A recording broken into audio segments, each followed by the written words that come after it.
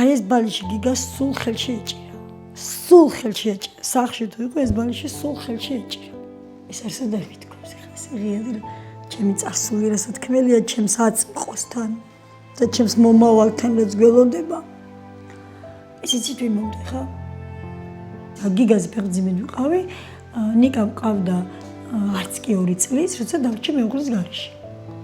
სულ ესე მუჭმოღერილი ვარ.